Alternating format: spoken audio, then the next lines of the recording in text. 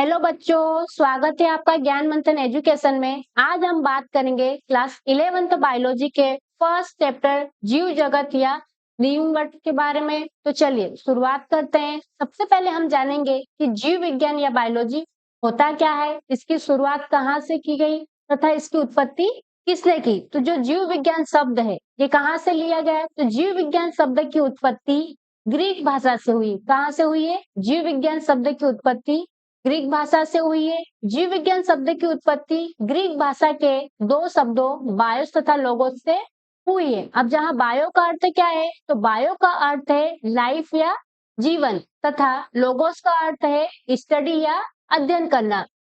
तो क्या डेफिनेशन इसकी बनेगी? जीवित जीवों का अध्ययन ही जीव विज्ञान कहलाता है या जीवों के जीवन का अध्ययन ही जीव विज्ञान कहलाता है। अब ये तो बात ही जीव विज्ञान की। अब हम देखेंगे जो जीव विज्ञान है इसके पिता या इसके जनक कौन है। तो जीव विज्ञान की खोज किसने की? तो जीव विज्ञान की खोज अरस्तु नामक साइंटिस्ट ने की। ठीक है, जीव विज्ञान की खोज किसने की? जीव विज्ञान की खोज अरस्तु ने की। लेकिन जो जीव विज्ञान शब्द है इसका प्रयोग सर्वप्रथम लेमार्क तथा ट्रेविरंस नामक वैज्ञानिक ने की। किसने की? लेमार्क तथा ट्रेविरंस नामक वैज्ञानिक ने की। अरस्तु को जीव विज्ञान का क्या कहा जाता है? पिता कहा जाता है। जबकि जो जीव विज्ञान शब्द का प्रयोग किसने किया? तो जीव विज्ञान शब्द का प्रयोग सर्वप्रथम लेमार्क तथा ट्रेविरंस नामक साइंटिस्ट ने की।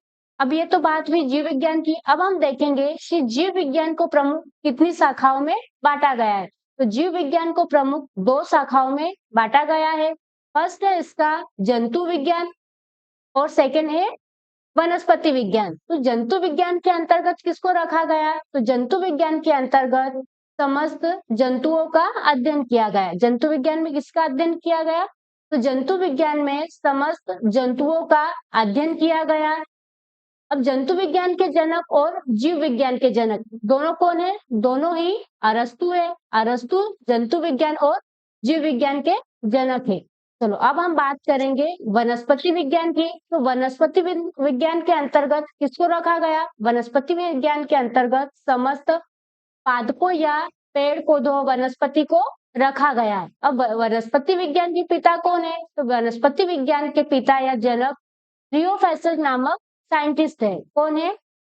रियोफेस्टस नामक साइंटिस्ट है। जंतु विज्ञान के पिता कौन है? अरस्तु है और वनस्पति विज्ञान के पिता रियोफेस्टस है। ठीक है, चलो आगे देखेंगे हम कि सजीव तथा निर्जीव में क्या अंतर है। अगर कोई जीव जीवित है तो उसमें क्या अंतर है? ठीक है, चलो तो जो फर्स्ट हमारा पॉइंट है कि सजीवों में क्या पाया जाता है? तो सजीवों में श्वसन पाया जाता है और निर्जीवों में श्वसन नहीं पाया जाता। ये तो हम बचपन से देखते आ रहे हैं। ठीक है, ये हमने बहुत बार पढ़ा भी है।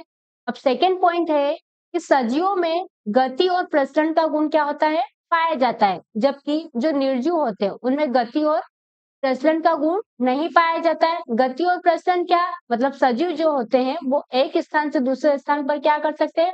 अपनी स्वेच्छा से जा सकते हैं।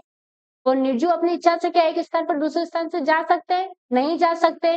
तो सजीवों में गति और प्रसरण का गुण पाया जाता है और निर्जीवों में गति और प्रसरण का गुण नहीं पाया जाता।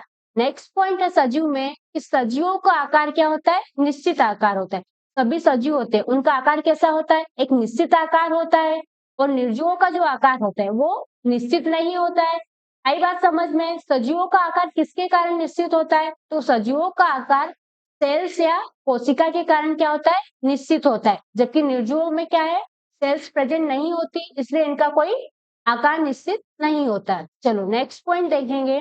अगला पॉइंट है हमारा सजीवों में प्रजनन का गुण पाया जाता है। जो सजीव होते हैं उनमें प्रजनन का गुण पाया जाता है। प्रजनन मतलब क्या? अपने ही जैसे संतानों को जन्म देने की क्षमता किसमें पाई जाती है? सजीवों में पाई जाती है। अब निर्जीव की बात करें तो निर्जीवों में प्रजनन का गुण नहीं पाया जाता है। चलो आगे देखते हैं। सजीवों में निश्चित कोशिका संगठन पाया जाता है। जो सजीव होते हैं उनमें एक निश्चित कोशिका संगठन पाया जाता है। आप सभी जानते हो कि जो सजीव होते हैं उनका शरीर एक या एक से अधिक कोशिकाओं से क्या है? मिलकर बना होता है। तो मतलब सजीवों में एक निश्चित कोशिका संगठन पाया जाता है। निर्जीवों में बात करें तो निर्जीवों में कोशिका संगठन नहीं पाया जाता है। चलो आगे देखते हैं। सजीवों में वृद्धि आंतरिक प्रकार की होती है। जो सजीव होते हैं उनमें वृद्धि कैसी होगी? तो आंतरिक प्रकार की होती है। अब निर्जीव में तो वृद्धि होगी ही नहीं। चलो सजीव में अगला पॉइंट देखते हैं हम। सजीवों में जीव द्रव्य पाया जाता है, जबकि निर्जीवों में जीव द्रव्य नहीं पाया जाता है। अब जीव द्रव्य का काम क्या रहता है? ये शरीर को सभी कार्यों को क्या करते हैं? ये जीवों के सभी कार्यों को संचालित करने का काम करता है। जीव द्रव्य क्या काम है? तो जीव द्रव्य जीवित जो जीवित जीव है उनके शरीर को क्या करते हैं? संचालित या उनके कार्यों को क्या करते हैं? संचालित करने का काम करते हैं। चलो आज के लिए इतना ही, मिलते हैं नेक्स्ट वीडियो में।